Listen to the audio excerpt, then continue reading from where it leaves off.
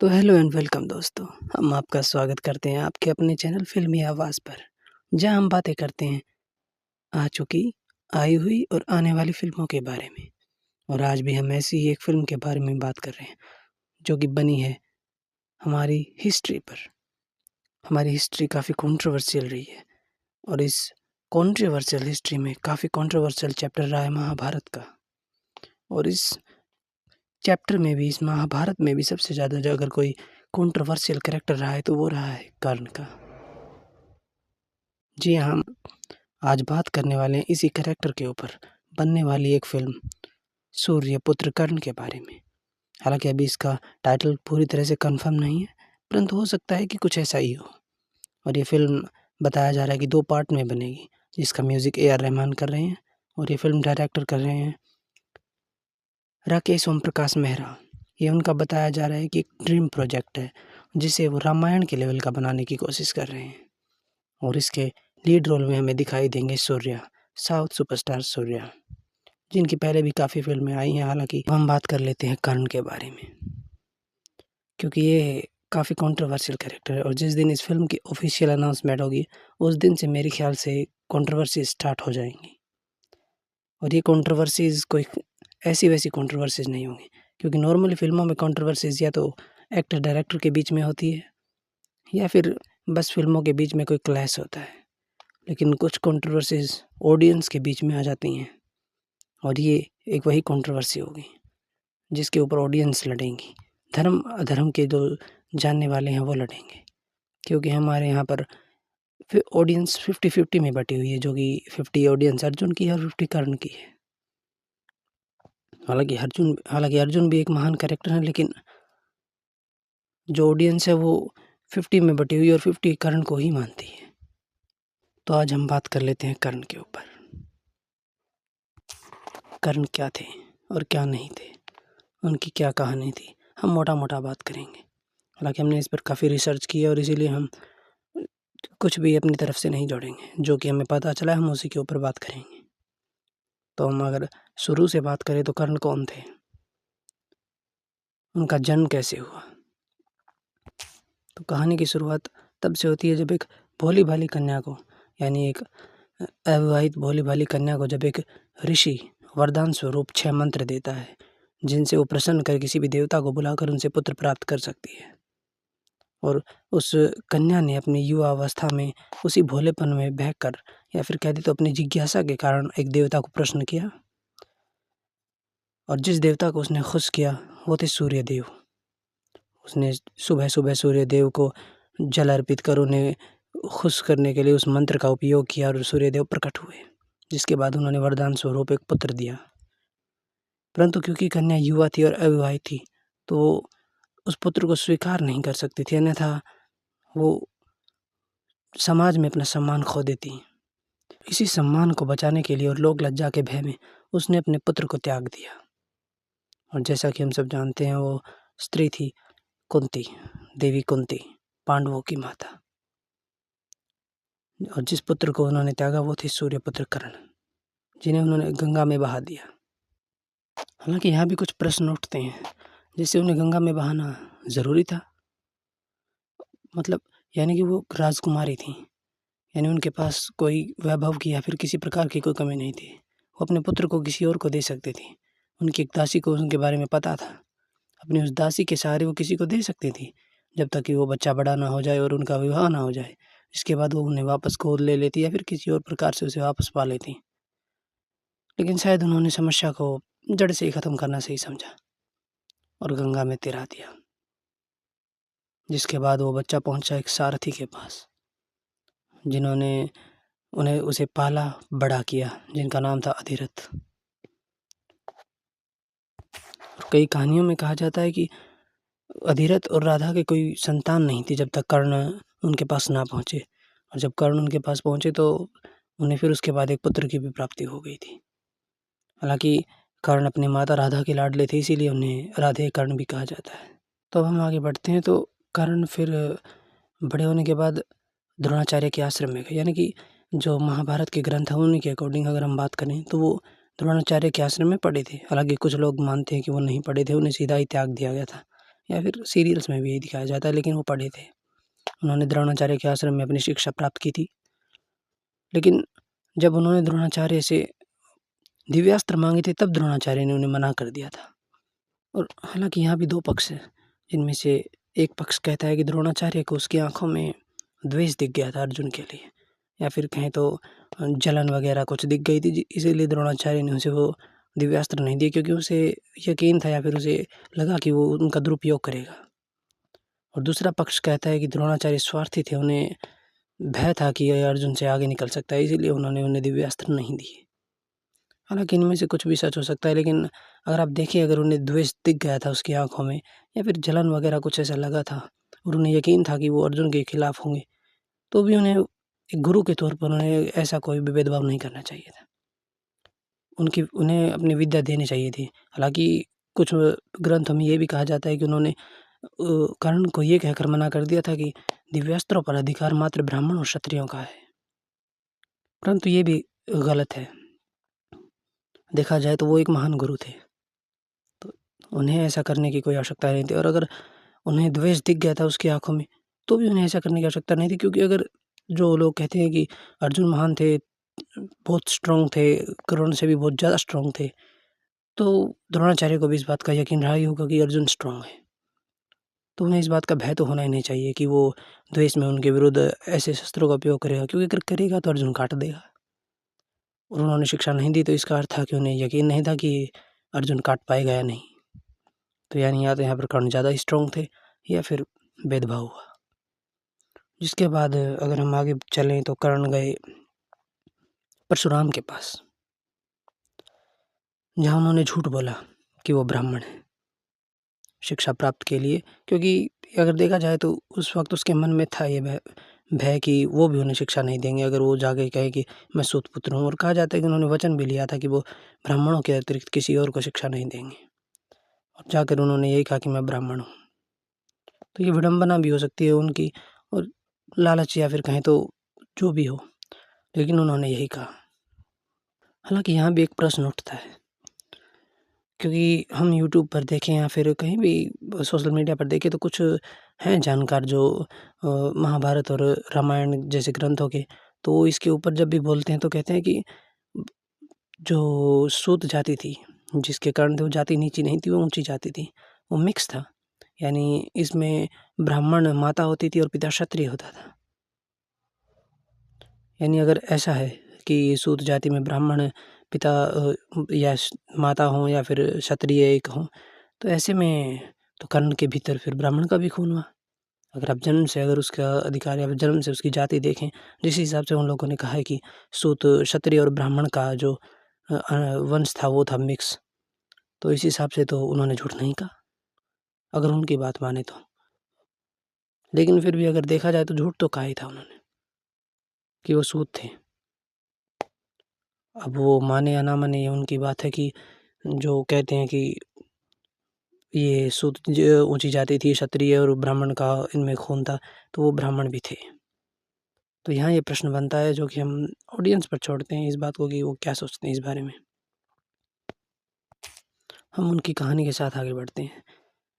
इसके बाद का अगर हम देखें तो परशुराम के श्राप का प्रसंग ही आता है, जब वो परशुराम विश्राम कर रहे थे और कर्ण ने उन्हें अपने जो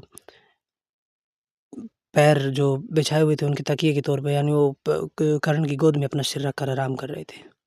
और जब कर्ण की जंघा पर एक कीड़े ने काट लिया और रक्त बहने लगा, तो वो रक्त इतना बह गया कि परशुराम की जो निद्रा खुल गई, जिसके बाद उन्होंने कर्ण को श्राप दिया कि तुम अपने विद्या भूल जाओगे। हालांकि वो अगर एक जो गुरु के दृष्टिकोण से देखा जाए तो वो एक महान कार्य था कि गुरु की निद्रा भंग ना हो, इसीलिए वो अपना जो बहने दे रहा है और उफ तक नहीं कर रहा है।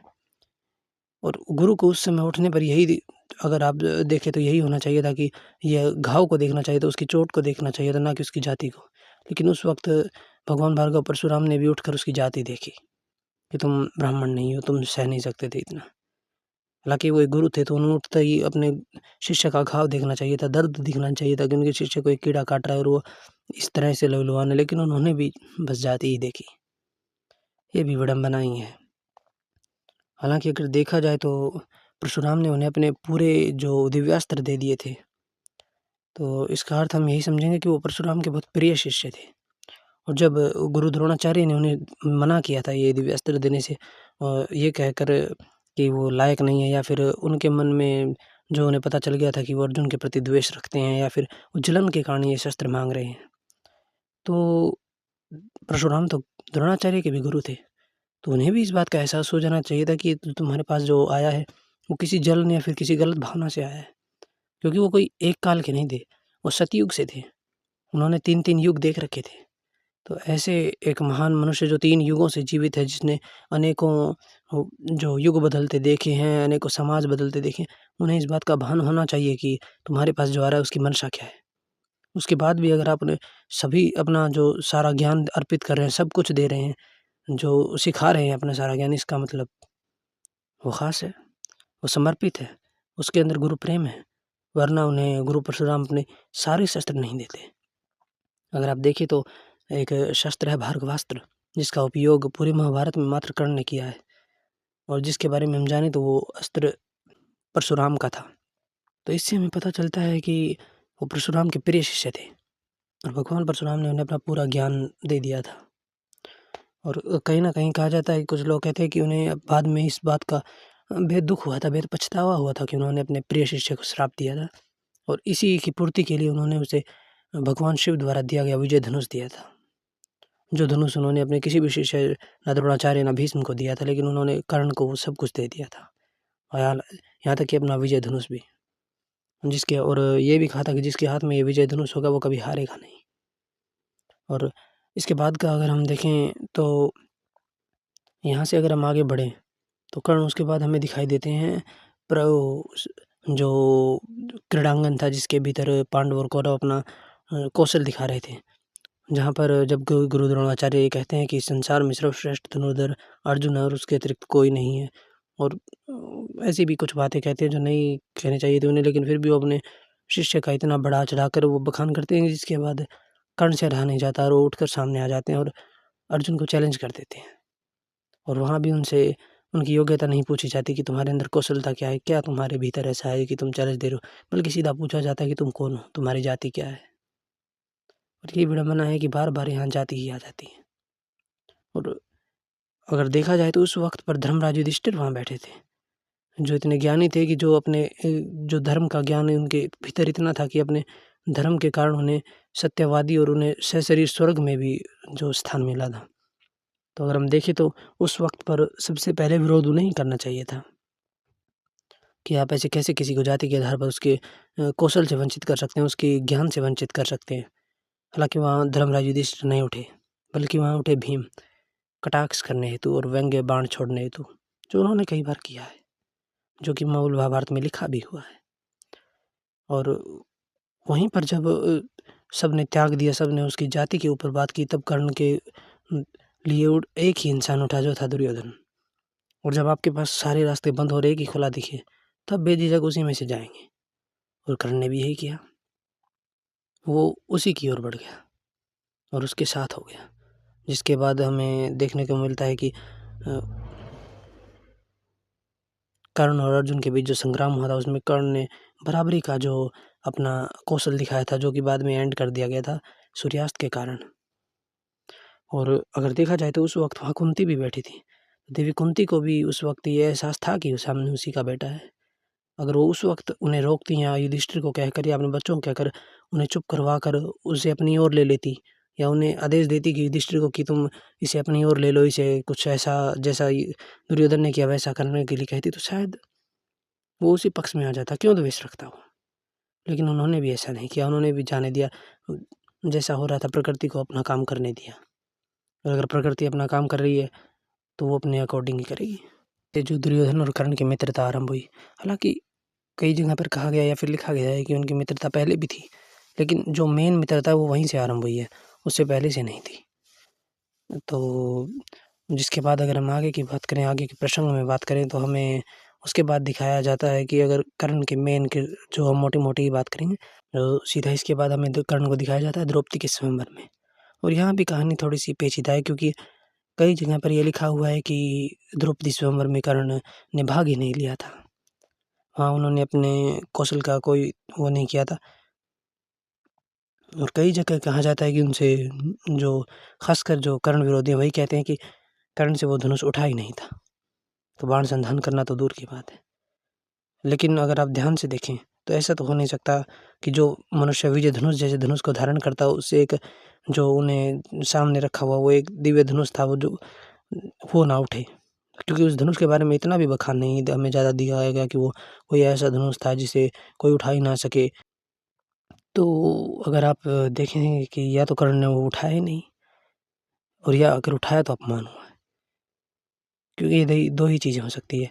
और जब कर्ण ने वो धनुष उठाया, अगर हम दूसरी ओर जो तरफ से देखें, तो कर्ण ने अगर जो धनुष उठाया है, तो उसके बाद उसने जब बाण संधान करने का प्रयास किया, तो द्रौपदी ने उसका ये कहकर बहिष्कार कर दिया कि मैं सूत पुत्र के साथ विवाह नहीं करूँगी।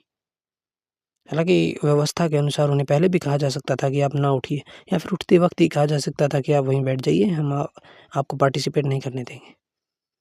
लेकिन वहाँ भी वही किया गया कि मैं सूत पुत्र के साथ विवाह नहीं करूँगी, ये कहकर कर्ण का सार्वजनिक अपमान कर दिया गया। और आप ही सोचिए, अगर आप किसी ऐसी जगह पर खड़े हैं जहाँ पर पूरी दुनिया के लोग, बड़े-बड़े लोग बैठे हैं, और वहाँ पर कोई आपको ये कह दे कि आप एक ऐसी जाति से हैं, जिस जाति से होने के कारण हम आपको कोई चीज़ देंगे नहीं, या हम आपसे कोई रिश्ता नहीं रखेंगे, तो आपको कैसा लगेगा? ऐसा ही लगेगा जैसे किसी ने वस्त्र उतार कर आपको भरे बाज़ार में खड़ा कर दिया, अपमानित। वही कर्ण के साथ हुआ। हालाँकि उस वक़्त भी उसने अपना अपमान सहा और चुपचाप बैठ गया। और इसके बाद हमें देखने को मिलता है कि अर्जुन उस बाण का संधान करके द्रौपदी का जो स्वयंवर है वो जीत लेते हैं, जिसके बाद हमें एक हल्का या फिर कहें तो छोटा युद्ध भी दिखाया जाता है, जो अर्जुन और कर्ण के बीच होता है। क्योंकि सभी क्षत्रिय उठकर आ जाते हैं कि एक जो साधारण ब्राह्मण ने वो कर लिया है, वरण कर लिया है। हालाँकि जब युद्ध होता है, तो अर्जुन कर्ण का धनुष काट देता है, क्योंकि वो एक साधारण धनुष था, और कर्ण को उस वक़्त पता नहीं होता कि सामने अर्जुन है। इसीलिए वो उसके गुरु की शिक्षा को सम्मान करते हुए, उसे प्रणाम करके उस युद्ध को वहीं ख़त्म कर देते हैं। और इसके बाद को जो यानी हम यहाँ पर देख सकते हैं जो भी हुआ है। तो इसके बाद का जो प्रसंग है, हमें दिखाई देता है द्रौपदी वस्त्रहरण में। और द्रौपदी वस्त्रहरण में हम अगर देखें, तो इस पर भी कुछ प्रश्न हैं। यानी जो बोरी की महाभारत है, या फिर ऐसी महाभारतों में अभी तक पूरी तरह से उन्हें भी कन्फर्मेशन नहीं है कि प्रसंग पूरी तरह से हुआ था या नहीं। यानी कि उस जो वो सिनेरियो था, वो सीन था, उसको प्रॉपर वो कैसे हुआ था, पुख्ता उनके पास सबूत नहीं है। यानी कि उनका मानना है कि जो चीरहरण हुआ था, वो हुआ नहीं था, बल्कि उसे बाद में जोड़ा गया है और सेंसिटिव बनाने के लिए, इस पूरे ग्रंथ को, या कहें तो पूरे चैप्टर को और सेंसिटिव बनाने के लिए वो किया गया है। हालाँकि ये है पूरा कन्फर्मेशन कि द्रौपदी का जो अपमान हुआ था, उसे बालों को से पकड़कर खींचकर भरी सभा में लाया गया था। लेकिन ये कन्फर्मेशन नहीं है कि वो चीरहरण हुआ था या नहीं। और इसके ऊपर अगर हम बात करें, तो ये सवाल तो वहाँ से उठता है, जहाँ में महाभारत के वन पर्व में ये दिखाया गया है कि जब कृष्ण पहली बार पांडवों से मिलने के लिए आते हैं, जो उनके अपमान होने के बाद जब पहली बार उनसे मिलने के लिए आते हैं, तब वो उनसे कहते हैं, ये वन पर्व में लिखा गया है कि वो कहते हैं कि मुझे पता नहीं था कि तुम्हारे साथ ऐसा-ऐसा हो रहा है, वरना मैं आता और वहीं रोक देता सब कुछ, और वहाँ युद्ध छेड़ देता, या कहें तो त्राहि-त्राहि मचा देता। और अगर हम श्री कृष्ण की बात समझे, भगवान वो झूठ नहीं कहेंगे, तो इसका मतलब यही है कि उन्हें पहले पता नहीं था। और इसका कारण भी है, क्योंकि उन्होंने शिशुपाल का वध किया था। तो शिशुपाल के एक मित्र ने द्वारका पर आक्रमण कर दिया था, जिस कारण उस वक़्त पर उन्हें वापस जाना पड़ा था, अपने जो राज्य को बचाने के लिए। तो वो वहाँ नहीं थे। तो इसका अर्थ है, और हालाँकि कुछ लोग कहते थे कि वो अपनी दिव्य शक्तियों से आए थे, या फिर ऐसे-वैसे। तो भगवान हैं, लेकिन ये थोड़ा ज़्यादा हो जाता है। अगर वो अपनी दिव्य शक्तियों से उस वक़्त पर एक स्त्री का सम्मान बचा सकते हैं, कबला स्त्री का, हालाँकि दिव्य स्त्री थी वो, लेकिन फिर भी इसके बाद भी अनेकों बार स्त्रियों के अपमान होते रहे हैं, पहले भी हुए हैं, अभी भी हो रहे हैं। तो अपनी दिव्य शक्तियों से वो, मतलब ऐसा होना लगभग इम्पॉसिबल है। क्योंकि ईश्वर की भी एक सीमा है। वो अवतार लेकर आते हैं, लेकिन इसका अर्थ ये नहीं है कि वो अपनी मर्ज़ी से चल रहे हैं। वो कर्म कर रहे हैं, वो कर्म के बंधन में बंधे हुए हैं। वो हर किसी के जीवन में हस्तक्षेप नहीं करते, वरना उस समय भी न जाने कितने अपमान और कितने अपराध हुआ करते थे, परंतु वो हर अपराध में जाकर अपना भागीदारी जो नहीं दिखा सकते थे, क्योंकि वो एक उनका एक कर्म बंधन था। वो अपना भी एक जो निभा रहे थे चरित्र, उन्हें वही निभाना था। तो इसीलिए ऐसे किसी के पास जाना ऐसे थोड़ा ओवर हो जाता है, और ऐसे भरी सभा में एक घर की एक वधू का अपमान हो रहा और बड़े ना उठे, ये भी थोड़ा जो है हज़म करने वाली बातें नहीं है। तो हालाँकि अगर सच माने तो भी गलत है और ना माने तो भी अपमान तो हुआ ही, इसलिए गलत है। हालाँकि कर्ण ने वहाँ अपमान किया था, ये लिखा हुआ है द्रौपदी का वेश्या कहकर, और ये सरासर गलत है। किसी स्त्री के बारे में वो उसकी जो भी है भई, उसकी परेशानी थी, जो भी थी, आप उसका मज़ाक नहीं उड़ा सकते इसलिए। तो ये गलत था। ये हम भी मानते हैं, सब मानते हैं कि ये कर्ण ने गलत किया। तो इसके बाद का अगर हम प्रसंग देखें तो हमें दिखाया जाता है, उसके बाद सीधा हम गंधर्वपुरम में जाते हैं, जो गंधर्व युद्ध होता है। उसमें अगर हम बात करें तो दुर्योधन को बंदी बना लिया गया था, जैसा कि हम सभी को पता है, और वहाँ चित्रसेन ने अपनी सेना के साथ उन पर आक्रमण किया था। पहले सेनाओं की भिड़ंत हुई थी और फिर उन्होंने आक्रमण कर दिया था, जो कि देवराज इंद्र के आदेश पर था, जिन्होंने कहा था कि दुर्योधन को बंदी बनाकर ले आना। हालाँकि वो युद्ध काफ़ी पेचीदा था, जैसे कि मतलब अर्जुन के जो पिता हैं, उनके आदेश पर अर्जुन के ही गुरु अर्जुन के शत्रुओं पर हमला कर रहे हैं, उनके दुश्मनों पर हमला कर रहे हैं, और फिर उन्हें बंदी बनाने के बाद अर्जुन और भीम जाकर वहाँ उन्हें छुड़वा रहे हैं युद्ध करके। तो ये कुछ ऐसा हज़म होने वाली बातें नहीं है। यानी कि देखा जाए तो वहाँ चित्रसेन ने अपनी माया रची थी उन पर, कि जो एक-एक गंधर्व थे वो उन्हें 10-10 या फिर 100-100 या हज़ारों-हज़ारों के रूप में दिखाई दे रहे थे और उन पर हमला कर रहे थे। और उस वक़्त देखा जाए तो कर्ण के पास सिंपल धनुष था, और सिंपल धनुष से अगर हम देखें तो दिव्य अस्त्रों का उपयोग नहीं किया जा सकता। तो कर्ण साधारण बाणों से लड़ रहे थे, तो उधर दुर्योधन भी लड़ रहे थे, और अगर हम देखें तो उन दोनों के बीच में ये तो है नहीं कि रथ या रथ से रथ भिड़ा हुआ हो, या वो फ़िल्मों की तरह कमर से कमर मिलाए युद्ध कर रहे हों। सिंपल सी बात है, उनके बीच में थोड़ी दूरी होगी। तो अगर एक पर ब्रूटली इतना भयानक रूप से हज़ारों लाखों गंधर्व अटैक करें, तो वो दूसरे को बचा ये पॉसिबल नहीं है। हो सकता है कि उस वक़्त में वो दूसरे को दूर है दूसरा, और उसे पता भी नहीं है कि उसे पकड़ रहे हैं। क्योंकि सिंपल सी बात है, हम अगर किसी भी लड़ाई में हो, हम एक साथ मिलकर नहीं रह सकते हैं। अगर ऐसी लड़ाई हो तो हो सकता है कि दूर हो जाए एक-दूसरे से जो योद्धा हैं। तो हो सकता है कि एक को बंदी बना लिया गया और दूसरे के ऊपर अटैक किया गया, इसलिए कर्ण थोड़े पीछे हट गए, अपना जो है सँभलने के लिए, या फिर थोड़ा करने जो भी अपना, क्योंकि अगर देखा जाए तो कुछ लोगों का कहना है कि उन्होंने जो इंद्र ने उनके कवच और कुंडल वो पहले ही ले लिए थे। अगर पहले ले लिए थे, तो भी उन्हें मरहम पट्टी करने के लिए दूर होना पड़ा, और अगर नहीं लिए थे तो भी उन्हें अटैक से एकदम जो प्रेशर आता है उससे तो दूर होना पड़ेगा। तो अगर हम सिंपली अगर हम देखें तो ये हो सकता है, क्योंकि अगर आप देखें तो महाभारत का जो युद्ध था उसमें अभिमन्यु को मारा गया था चक्रव्यूह में उलझाकर। उस वक़्त अर्जुन कुरुक्षेत्र में ही थे, तो अगर वो उसी मैदान में थे, अर्जुन थोड़ा दूर थे लेकिन थे तो वहीं।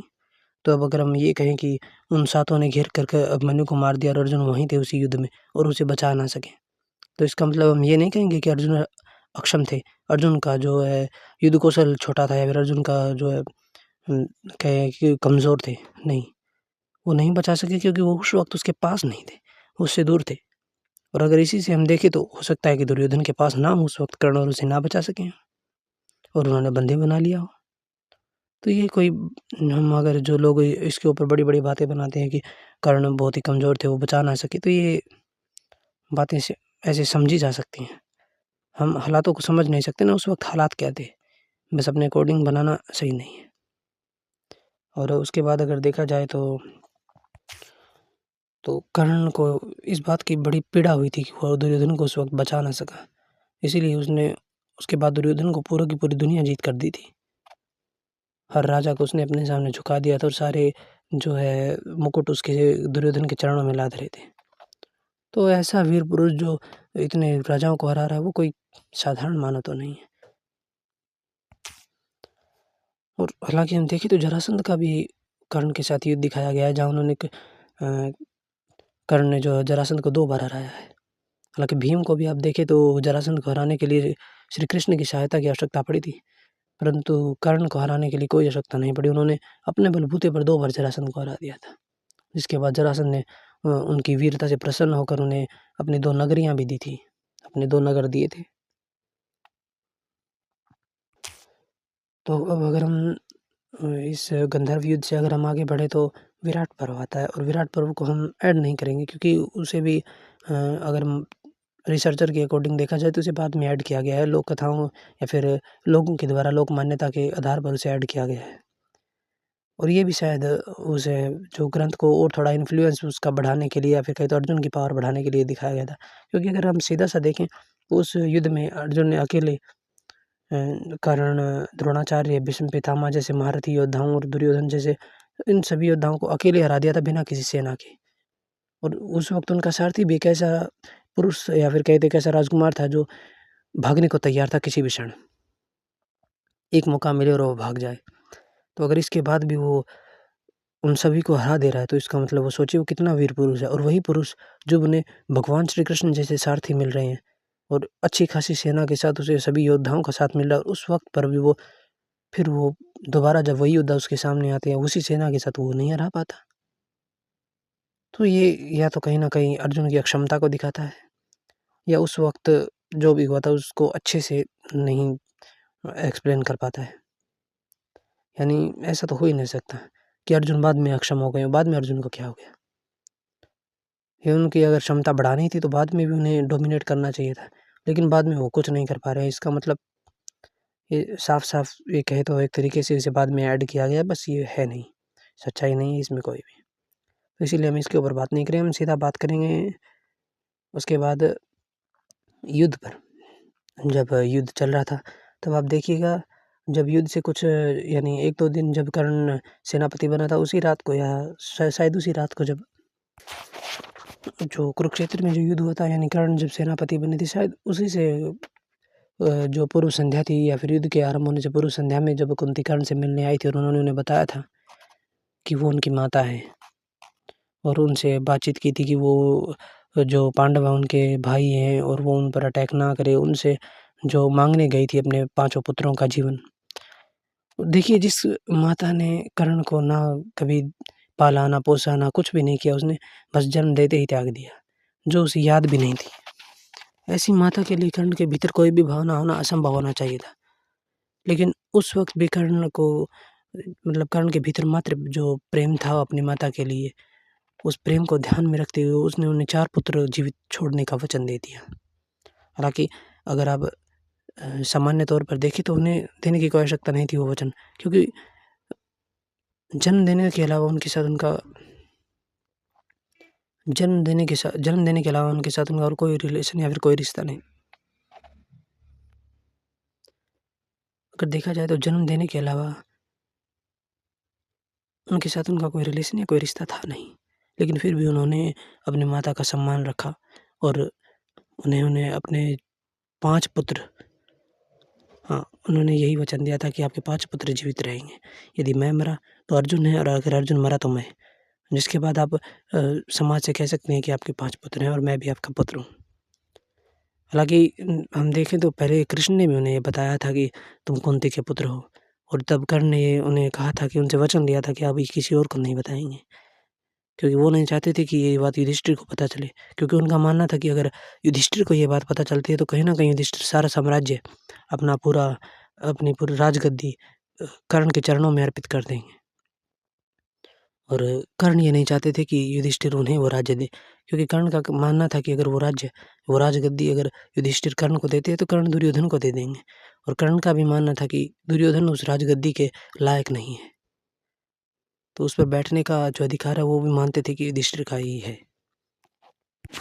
और इसके बाद हम अगर देखें तो कर्ण ने युद्ध से पूर्व ही अपने कवच कुंडल दे दिए थे दान में, जो इंद्र आए थे उनसे माँगने। और देखिए उन्होंने ब्राह्मणों का इतना सम्मान किया कि ब्राह्मण के वेश में आए इंद्र को भी उन्होंने खाली हाथ ना जाने दिया। हालाँकि कई लोगों का मानना है कि उन्होंने व्यापार किया था उनका, उनसे बदले में एक दिव्य शक्ति ली थी। लेकिन जो भी हो, अपने शरीर से इस प्रकार से अंग-अंग को काट कर अपने जो कवच कुंडल देना कोई साधारण बात नहीं थी, कोई आसान काम नहीं था। और कर्ण ने बिना झिझके वो दे दिए थे। हालाँकि उन्होंने व्यापार नहीं किया था, अगर देखे जाए महाभारत को पढ़े तो उन्होंने सीधा-सीधा उन्हें 2-3 बार मना भी किया था कि मैं ये नहीं दे सकता, ये मेरा जीवन है।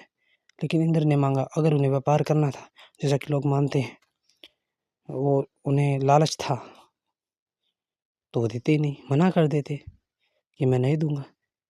लेकिन उन्होंने ऐसा नहीं किया। उन्होंने दिया क्योंकि वो माँगने वाले की इच्छा को नकार नहीं सकते थे। यूँ कहें तो उनकी महानता लगा लीजिए, हालाँकि मैं कहूँगा कि उन्हें नहीं देना चाहिए था। लेकिन उन्हें पता था कि अगर वो नहीं देंगे तो वो नहीं हारेंगे तो जो है युधिष्ठिर फिर भी राजा नहीं बनेंगे और दुर्योधन ही जीतेगा, क्योंकि वो तो हारेंगे नहीं, वो मारेंगे फिर सबको। तो उन्होंने दे दिया। तो इसके बाद अगर हम देखें तो युद्ध का समय था जब, तो युद्ध में भी हम देखें तो अर्जुन के पास काफ़ी अस्त्र-शस्त्र और विद्या थी, लेकिन फिर भी कर्ण के पास ऐसे कई शस्त्र थे जिन फिर भी कर्ण के पास ऐसे कई शस्त्र थे जिनकी काट अर्जुन के पास नहीं थी। तो जैसे कि भार्गवास्त्र हुआ, ना एक और भी एक आधा अस्त्र और थे।